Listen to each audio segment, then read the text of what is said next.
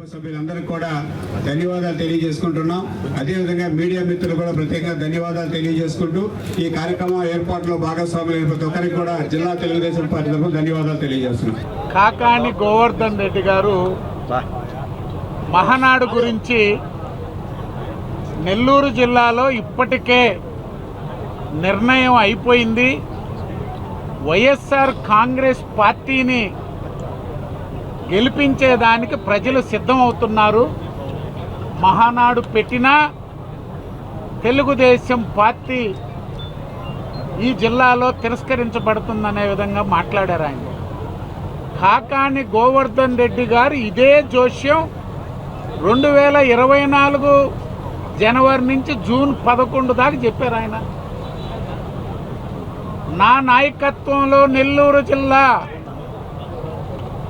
10కి 10 సీట్లు, కందుకూరుతో కలుపుకుంటే 11 సీట్లని ఆయన జోష్యం ఫలిచ్చింది, మొత్తం తుడిచిపెట్టుకోబోయింది.